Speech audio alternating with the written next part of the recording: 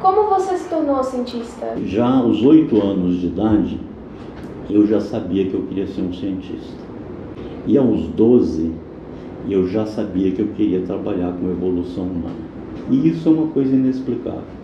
Eu venho de uma família muito pobre, muito pobre. Meus pais eram, não diria analfabetos, mas quase. E nós morávamos numa cidade do interior de Minas. Né? Você imagina isso, na década de 50 e 60 a gente não tinha nenhum tipo de informação. Né? Basicamente você tinha aquela formação escolar básica, mas você não tinha revista, não tinha televisão, não tinha nada. Hoje eu já consigo explicar por que aos 8 anos eu queria ser um cientista, mas ainda não consigo explicar o negócio da evolução humana. Quando meu pai morreu, meu pai era excelente pescador e nós saíamos todos os finais de semana para pescar com ele. Quando papai morreu, eu comecei a sonhar sistematicamente com um morro que tinha perto lá de casa. E eu sempre pedia, a gente ia para o mato o tempo inteiro, para todos os lugares. E eu pedia para papai me levar naquele morro, porque eu queria saber o que tinha atrás do diabo do morro. Eu conheci com o papai e com a mamãe todo o mato em volta, todas as florestas, os cerrados que tinha em volta de casa. Mas papai nunca me levou para cima daquele morro. Né? E eu pedia, papai, quando é que você vai me levar para o diabo do morro e tal? E ele descamoteava daqui e de lá e não ia, fazia outra coisa. Quando ele morreu, como eu disse, eu comecei a sonhar com o tal do morro todo dia. E foi aí que eu matei a charada. E eu me tornei um cientista porque eu nunca subi aquele morro. Foi a curiosidade de saber o que tinha atrás daquele morro que me tornou um cientista. E eu só subi esse morro 5 anos atrás. Agora, então eu já matei a charada de por que eu me tornei um cientista. Mas eu ainda não matei a charada de como é que lá no meio do mato eu botei na cabeça que eu queria trabalhar com evolução humana. E o que tinha por trás do morro? Olha, outros morros, né? Que hoje está tudo tomado de cafezal, né? Eu imagino que naquela época devia ter floresta, mata, cerrado, né? Bom, o senhor tem uma teoria original, sua, autoral, sobre o povoamento das Américas. Isso.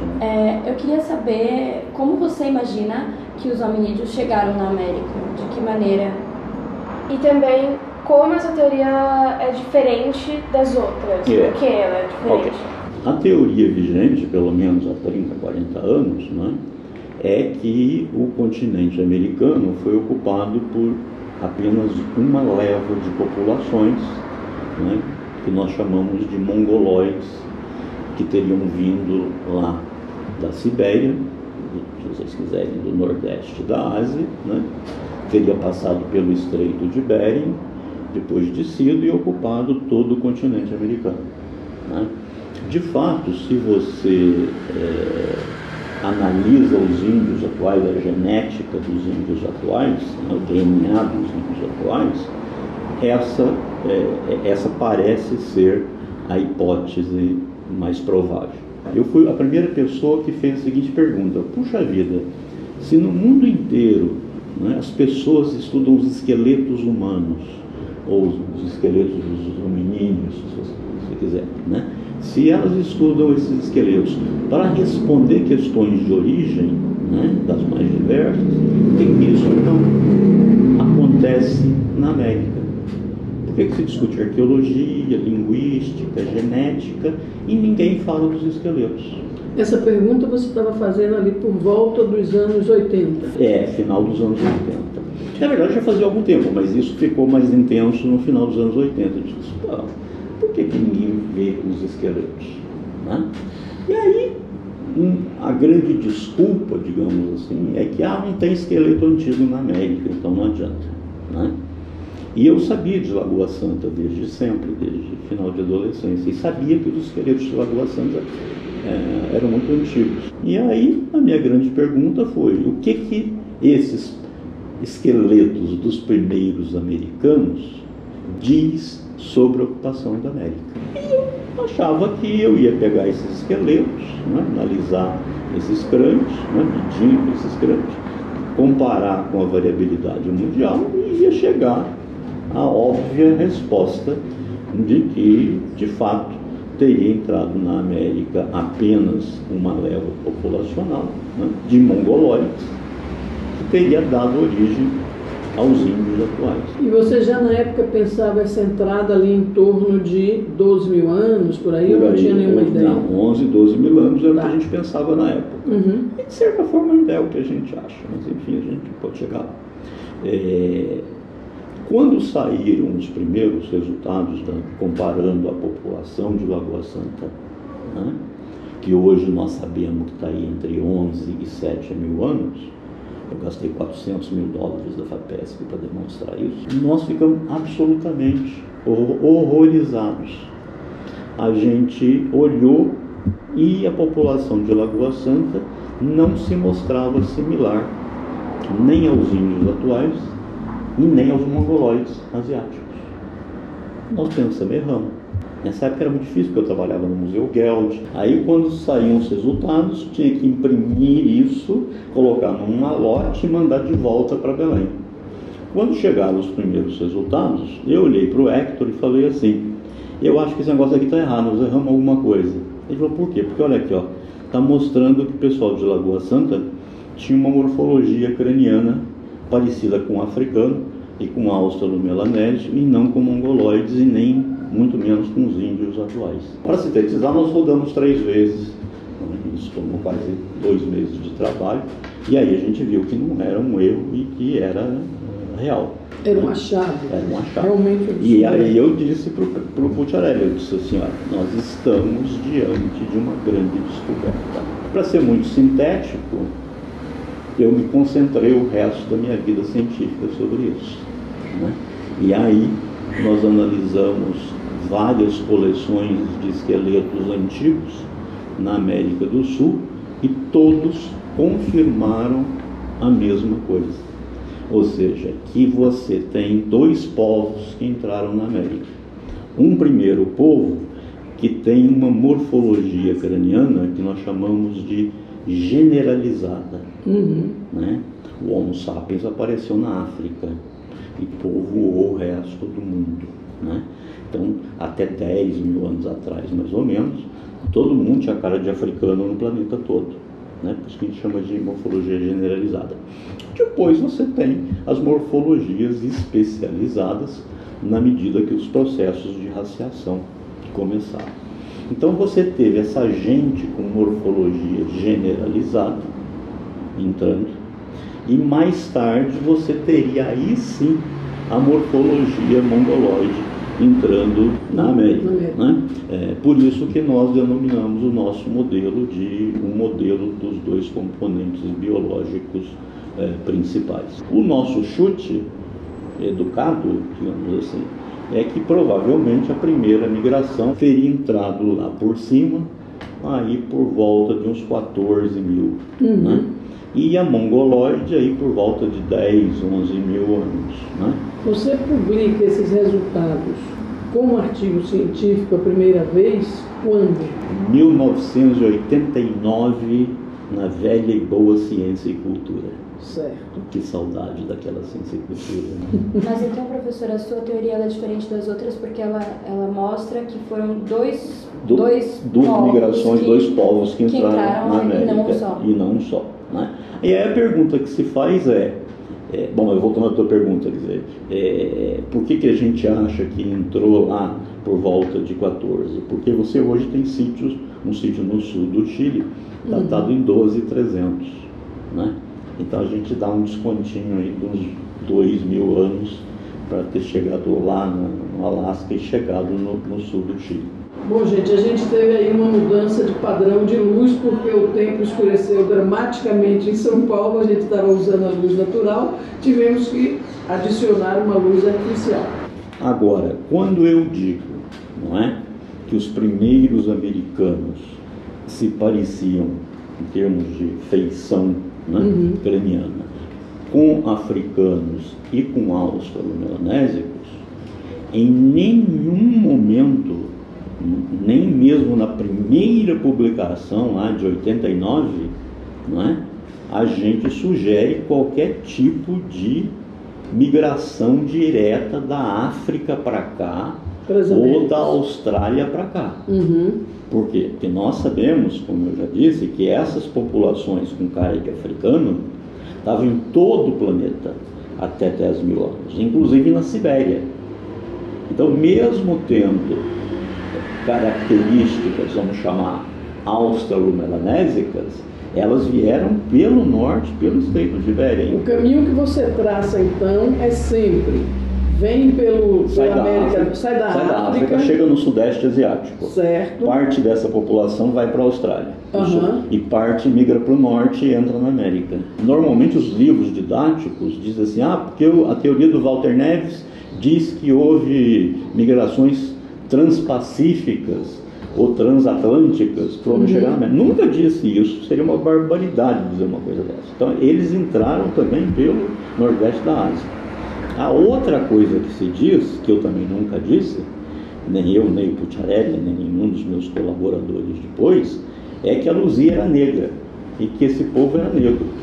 Nós não temos a mais remota ideia de que cor de pele esse povo tinha, né? Você pode falar assim, mas lá no Velho Mundo, essa morfologia craniana, ela está associada à pele preta, aos negros, né? Mas a gente não pode esquecer que essa população passou pela Sibéria, onde você tem índices de radiação muito baixa, o ultravioleta muito baixa. E pele é uma coisa que muda muito rápido na evolução. Então pode ser que nesse caminho eles tenham perdido pigmentação. Então assim, nós não temos, não é porque a morfologia é similar à África e à Austro-Melanésia que necessariamente esses primeiros americanos eram negros. Não tem problema nenhum ser, mas podia ser azul, amarelo, preto, vermelho. Esse é um ponto que não se sabe. Esse é um ponto que não se sabe. Cor de pele desses e nunca saberemos. E nunca saberemos. Você que fez a curadoria da exposição do Macaco ao Homem exibida no Catavento, correto? Isso. Então, eu queria saber como foi a experiência de ser curador de uma exposição. A gente que trabalha com arqueologia, com acervo, você tem que se dedicar à divulgação científica, porque ninguém defende o que não conhece. Então não adianta você falar assim, vamos preservar os sítios arqueológicos. Se a pessoa não tem a mais remota ideia do que é um sítio arqueológico. Então, como eu sempre estive mais ou menos atrelado a museus, então desde muito cedo, né, eu montei exposições científicas. E também sempre fiz divulgação científica pelos outros meios, né? Por exemplo, quando eu estava no Pará, durante algum tempo, eu tinha uma coluna no jornal. Eu sempre escrevi muitos artigos de divulgação científica, sempre publiquei livros de divulgação científica e faço isso também no meu cotidiano. Até porque eu tive a sorte de ter um orientador que foi um dos maiores divulgadores de ciência para o grande público do Brasil, que foi o Frota Pessoa, né? Então assim, eu já tinha essa coceira, né? E ainda vem a influência do Frota Pessoa. Oswaldo Frota Pessoa ganhou o prêmio Caninga da Unesco de divulgação científica, escreveu 40 livros didáticos que foram usados em toda a América do Sul. A exposição você gastou alguns anos R$1 milhão para fazer, R$1 milhão, mas ela foi um tremendo sucesso em termos de visitação. Sim, sem dúvida, sem dúvida. Ela continua? Ou ela... É assim, é uma exposição permanente. Eu sempre quis fazer uma versão itinerante, mas por alguma razão isso nunca foi feito, né? Agora você veja, nós temos lá no meu laboratório a maior coleção da América Latina de réplicas de hominíneos fósseis e dos instrumentos de pedra lascada que esses hominíneos fabricavam. A douta Universidade de São Paulo nunca me conseguiu um espaço para eu transformar isso numa exposição. E eu tenho isso há 30 anos e não consigo, nunca consegui estabelecer na USP o meu sonho dourado, que eu ia chamar de Hall da Evolução Humana. Somos a única instituição do planeta que tem uma réplica de um crânio dos encontrados lá na República da Geórgia, no Cáucaso. Ninguém mais tem no planeta, nós temos. Agora eu te pergunto, você pode imaginar a minha angústia de saber que eu tenho tudo isso e eu não posso botar isso para uma criança ver? Eu tenho réplica de uma preguiça gigante inteira. Eu tenho réplicas do tigre dente de sabre. Eu tenho réplicas do tatu gigante do gliptodonte. Tenho essas 3 criaturas recriadas em vivo. E essas 3 criaturas estão espalhadas. Mas não existe aquele museu da USP, eu não vou lembrar o nome certo, que tem inclusive uma preguiça gigante. Aquela é a minha preguiça. O Museu de Arqueologia. Não, o Museu de Zoologia. De Zoologia, isso. Mas isso foi o que eu fiz, né? Eu espalhei isso para outras instituições. Mas isso reverberaria muito mais em termos de conhecimento se isso estivesse junto num contexto apropriado. Bom, eu queria também saber sobre essa exposição da qual o senhor foi curador. Em uma das salas tinha um vidro no chão, se não me engano, e um sepultamento com um esqueleto. Eu queria saber, para esses povos primitivos, esses hominídeos que chegaram na América, qual era a importância do sepultamento, se é que tinha uma importância, e como eles deixavam para trás os mortos, e se tem a mesma... Aquele sepultamento que está exibido ali na exposição do catavento, né, é o sepultamento de Sungir, na Rússia. E você deve ter notado lá que ele é super paramentado, com um colar de conchas e tal. Né? Por que ele está ali? O comportamento de enterrar os mortos ritualisticamente, ele só vai aparecer a partir aí dos 50 mil anos. Né? Você tem até alguns exemplos de sepultamento entre os neandertais, mais antigos do que isso, mas não tem ritualização. Né? Então, assim, sepultamentos ritualizados, né? O que denota que as pessoas tinham já uma ideia de além da morte, digamos assim, né? Começa por volta de 50 mil anos. E a partir daí, a questão dos sepultamentos ritualizados vai ser parte de todas as sociedades humanas. Você tem alguns planos daqui para frente em termos de livros, em termos de exposições, apesar das dificuldades, e mais do que isso, você está todo o tempo saindo agora do território brasileiro e indo para fora. Fala um pouco sobre esse futuro que você está abrindo. Você está correto em dizer que daqui para frente, nem que seja para irritar, né, eu vou me dedicar ainda mais à divulgação científica, né, principalmente por causa desse negócio do criacionismo. Né? A gente tem que ter cuidado com isso. Mas em termos de pesquisa,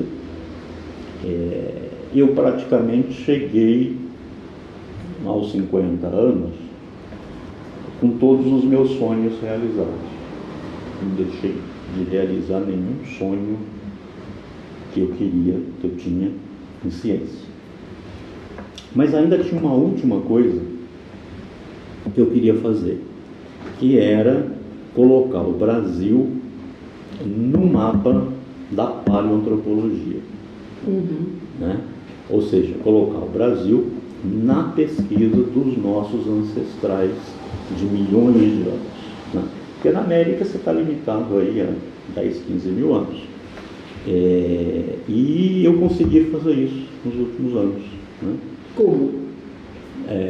Instalando na Jordânia um projeto de paleoantropologia, junto com o professor Fábio Parente. Nós trabalhamos, como eu disse, lá durante 5 anos e fizemos descobertas espetaculares que vão mudar a história da humanidade. Achava-se que os nossos ancestrais, os primeiros ancestrais que saíram da África, tinham saído por volta de 2 milhões de anos. As nossas pesquisas na Jordânia retrocedem isso em 500 mil anos. Ou seja, nós temos evidências da presença de hominíneos na Jordânia por volta de 2,4, 2,5 milhões de anos. Então isso retrocede em 500 mil anos aquilo que a gente chama de a primeira saída da África. Né? E a outra coisa é que sempre se assumiu que o primeiro hominídeo que saiu da África foi o Homo erectus. Com essas nossas novas datações, a gente mostra que quem saiu da África, de fato, foi o Homo habilis, uma espécie que antecede o Homo erectus. Antecede, mas convive durante um tempo, não? Antecede, mas convive durante algum tempo. É interessante essa noção que você dá muito clara, por exemplo, nas suas palestras, de que muitas espécies do gênero Homo, elas convivem durante muito tempo. Não só do gênero Homo, vários australopitecíneos, vários ardipitecíneos, quer dizer, a evolução humana, desde o começo, eu brinco sempre dizendo que não é uma árvore, é uma moita. Vamos retroagir para meramente 30 mil anos. Você tinha Homo sapiens, neandertalenses, erectus, heidelbergenses e floresienses. Então essa experiência da linhagem hominínea ser no planeta representada apenas por uma espécie, só aconteceu de 30 mil anos para cá. Experiência recentíssima. Recentíssima e perigosíssima. Perigosíssima. Porque nós passamos por um gargalo há 70 mil anos, nós fomos reduzidos a um tamanho populacional muito similar à população atual de chimpanzés. Algo como 10 mil. 10 mil pessoas. Então, isso foi por causa de um inverno nuclear que ocorreu por causa de um grande vulcão na Indonésia, né? O vulcão Toba. Ele explodiu, né? Era um super vulcão, e isso produziu um inverno nuclear. Durante 5 anos. Durante 5 anos. Então, a população humana foi reduzida inteirinha a 10 mil indivíduos, que não é nada. Né? Qualquer espécie hoje que tem 10 mil indivíduos é considerada uma espécie em risco e ameaça de extinção. Né? Então, eu digo o seguinte, nós temos que dar certo. É um imperativo. É um imperativo, porque se nós não dermos certo, nós enterramos 7 milhões de anos de evolução. Olha pra cima, olha pra baixo, olha pro céu, quem tá no ar? Olha pro lado, olha pro outro, ciência na rua fazendo o mundo girar. Olha pra cima.